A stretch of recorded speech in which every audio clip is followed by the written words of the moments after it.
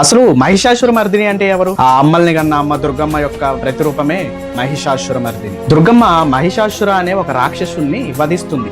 అందుకే దుర్గమ్మకు మహిషాసుర మర్దిని అని పేరు వచ్చింది. మహిషాసుర అనే రాక్షసుడు ఒకరోజు ఘోరమైన తపస్సు చేస్తాడు బ్రహ్మదేవుడికి. తపస్సు చేసి నాకు ఏ పురుషుడి చేతను నాకు మరణం సంభవించకూడదు అని చెప్తాడు. మహిషాసుర అనే రాక్షసుడికి బ్రహ్మదేవుడు వరమిస్తాడు.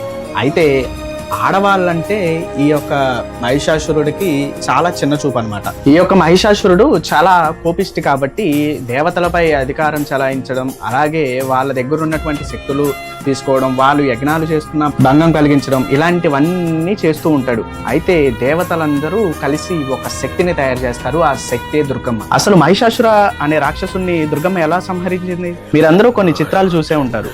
మహిషాసుర మర్దిని రూపం ఏంటంటే దుర్గమ్మ యొక్క కాలి కింద ఒక వ్యక్తి ఉంటారు. ఆయనే మహిషాసుర రాక్షసుడు. మహిషాసురుణ్ణి దుర్గమ్మ తన కాలి కింద పెట్టి త్రిశూలంతో సంహరిస్తుంది.